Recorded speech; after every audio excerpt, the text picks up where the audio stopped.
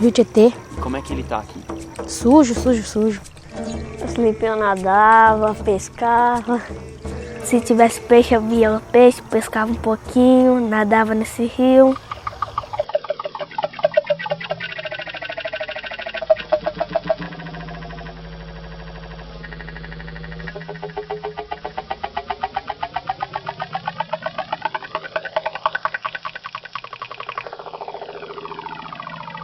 A minha primeira lembrança é que quando a gente era garotão, a gente ia pescar. Tinha muito peixe, traíra principalmente tinha muito, né? Então era um peixe, era um rio rico de peixe, de tudo ali, né? Era limpo, limpo, limpo. Pegava muita piava. Piava, a gente via dourado, pintado.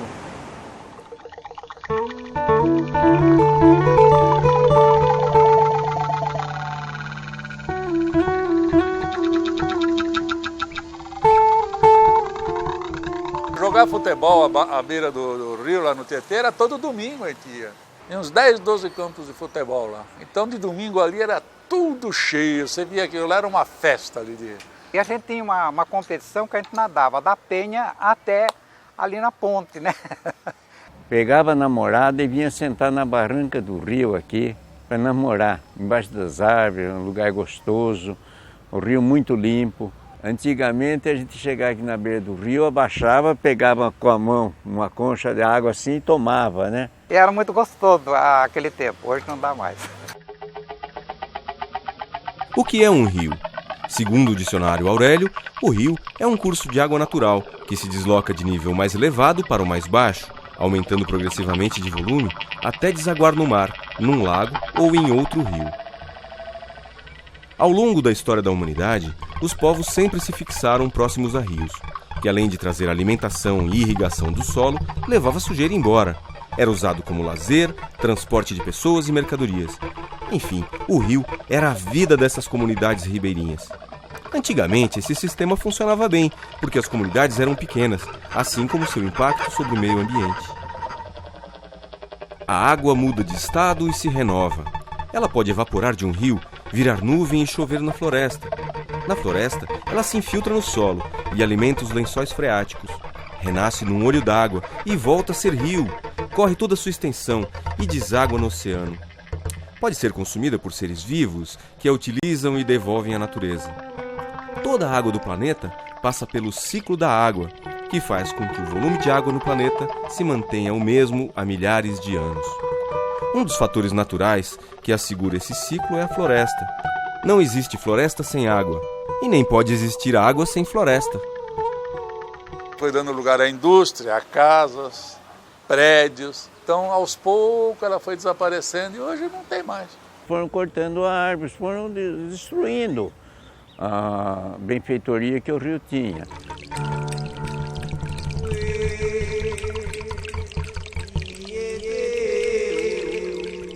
O Brasil é um país privilegiado em termos de presença de florestas e de água. Mas ao longo dos últimos 500 anos da história, muito dessa mata se perdeu. A Mata Atlântica cobria 15% de todo o nosso imenso país, onde se concentrava uma rica biodiversidade. Porém, essa foi justamente a área escolhida para as maiores derrubadas de floresta, dando lugar a monoculturas como a cana, o cacau, o café e, mais recentemente, o eucalipto, e também a pecuária, com suas necessidades de grandes áreas desmatadas para pasto. Ao longo do século XX, mais floresta foi derrubada para servir de combustível, material de construção e até mesmo para abrir espaço para novas ocupações. Isso gerou crescimentos populacionais, fazendo com que pequenas cidades se tornassem grandes metrópoles. Todo esse uso desordenado reduziu a Mata Atlântica a apenas 7% da área original. Tal perda, associada à falta de planejamento urbano, reduziu a quantidade de água em várias cidades dessa região. Outros biomas, como o cerrado e a floresta amazônica, também sofrem os efeitos nocivos do processo de derrubada de florestas, que continua ativo no Brasil.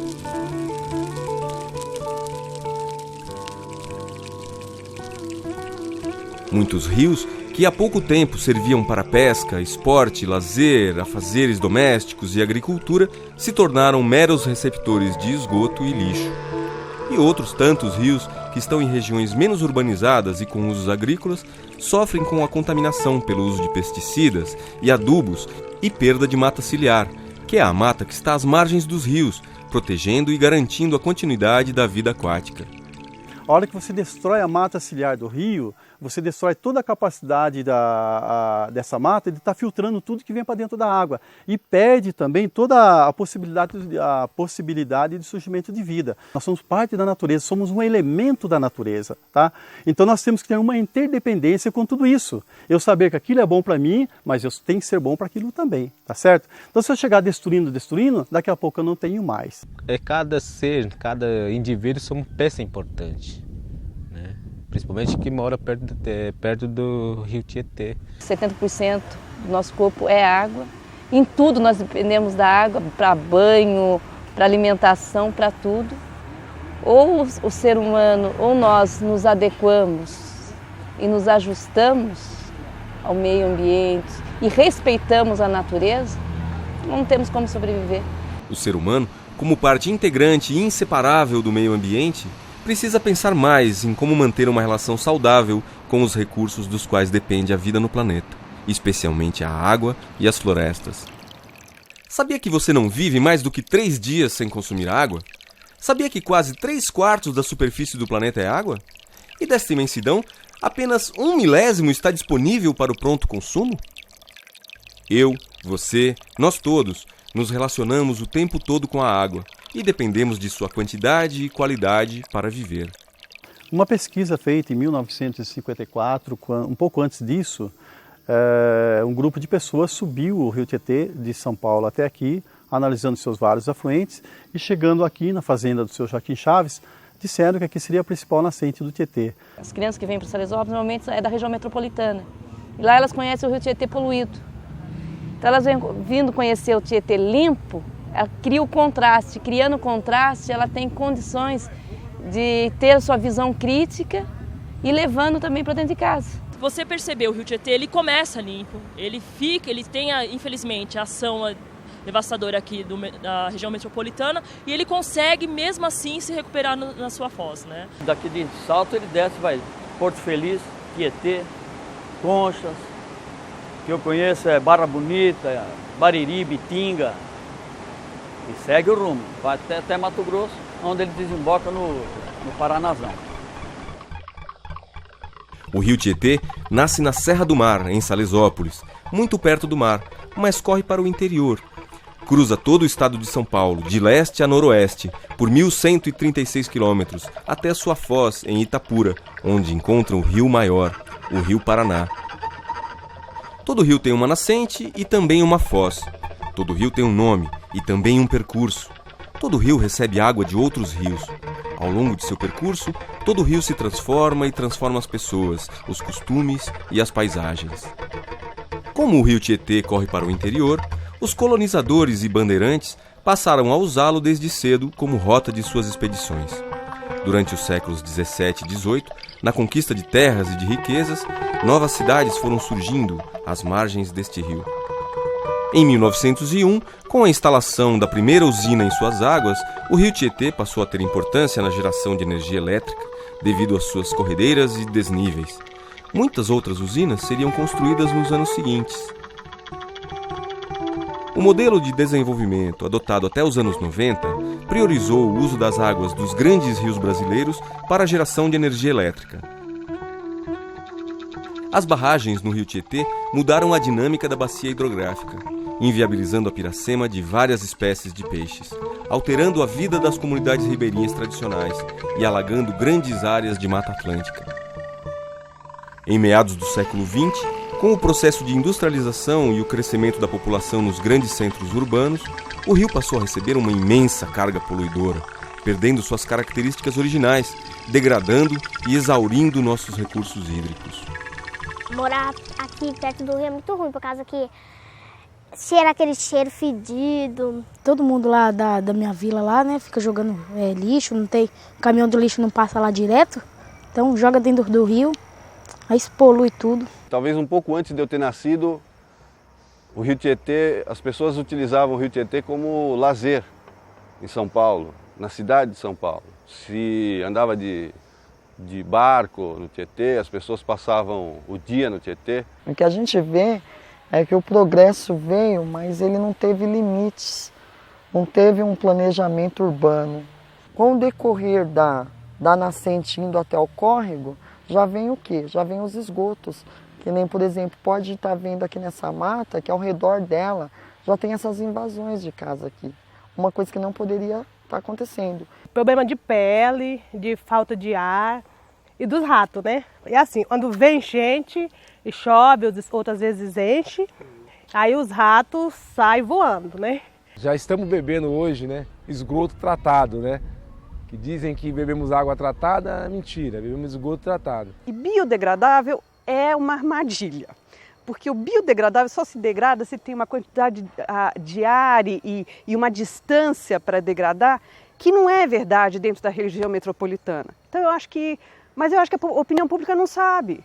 Então ela se sente feliz e tranquila porque está usando biodegradável e não tem ideia da bomba relógio que isso é. Como agente de saúde está sempre falando, conscientizando, não planta hortinha na beira do rio, eles acabam plantando e comendo mesmo eles ali, não tem outro jeito mesmo, né? Se melhora os esgotos, melhora a água, isso vai melhorar para todos nós. Não só para a gente que mora aqui, que isso não só está atingindo a nós, está atingindo o pobre e está atingindo o rico. Dentro da Constituição e do Estatuto da Criança e do Adolescente, diz que a criança tem direito a um meio ambiente digno, né? E o rio faz parte dessa história, né? Usos indevidos e mal planejados do Rio Tietê, decididos por poucos, acabaram gerando perdas para todos. O modelo individualista e consumista difundido em nossa sociedade tem sido um obstáculo para criar e manter uma comunidade integrada do ponto de vista ambiental. Você vem morar aqui não porque você quer, porque você não tem outra condição e você termina chegando aqui, comprando e vai construindo e vai ficando. A comunidade não tem para onde ir, não tem como fugir daqui, que todos os bairros englobam o rio. E isso daí dificulta se manter uma saúde boa diante de um rio desse, né? Muito difícil você conviver com um tipo de coisa dessa. Ninguém gosta. Acho que nenhum ser humano quer conviver com uma coisa dessa.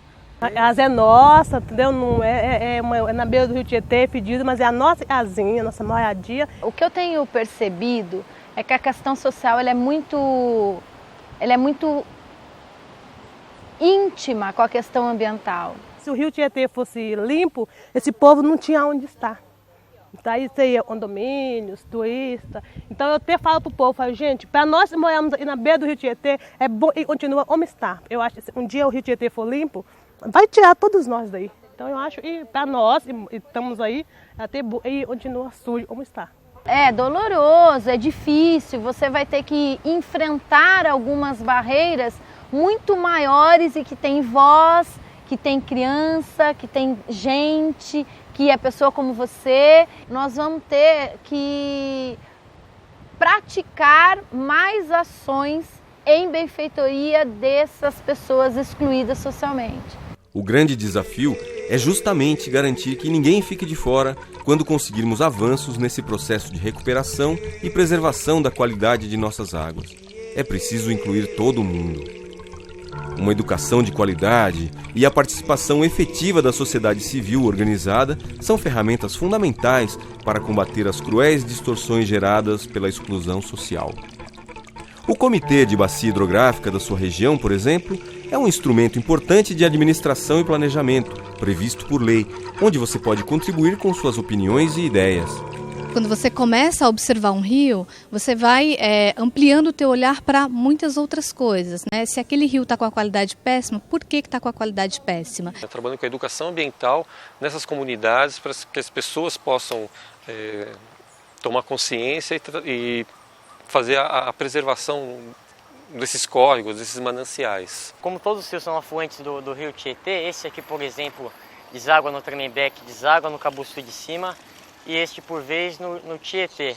A importância dele é essencial como todos. Um rio deve ter boa qualidade, deve ter organismos vivos. A educação ambiental tem o seu papel fundamental na mudança de hábitos da sociedade para que a gente tenha um mundo mais sustentável, digamos assim. Então, meu apelo aos educadores é que eles entrem, que coloquem a mão na massa, que se envolvam nisso, na prática, levem, conscientizem os alunos a partir do seu próprio ambiente, escola, cidade, bairro, e que entrem de fato e saiam da teoria, saiam da lousa e vão a campo. Você tem que vir do povo, da educação, das crianças, como você também tem que vir dos governantes para se encontrarem, para acelerarem esse processo. Senão não tem como. Na verdade, está todo mundo querendo fazer alguma coisa, muita gente quer mudar e não sabe como. Então, formação de associações, fundações, serviu para ir canalizando um pouco essa vontade de mudar. No início dos anos 90, nasce um movimento de mobilização popular em São Paulo, que reúne a sociedade civil organizada, cansada de tanto descaso.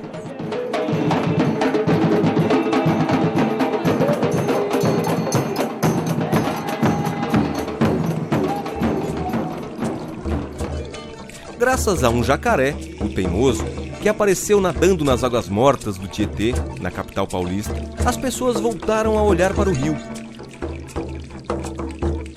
A SOS Mata Atlântica se uniu à Rádio Eldorado e deu início a uma campanha de mobilização que reuniu em um abaixo-assinado 1.200.000 pessoas que pediam a despoluição do rio Tietê. Assim nasceu o Projeto Tietê, e com ele o Programa de Educação Ambiental Observando o Tietê, que desde 1993 reúne cidadãos para monitorar a qualidade da água dos rios da bacia hidrográfica do Tietê e promover ações por sua transformação.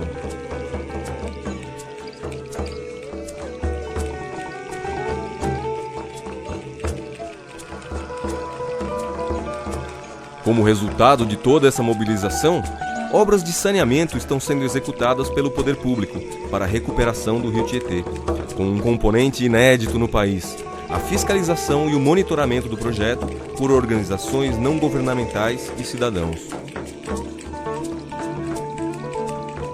Com isso, aos poucos, os habitantes de São Paulo estão se apropriando e reocupando o rio Tietê e suas margens para lazer, transporte, educação, manifestações culturais e religiosas.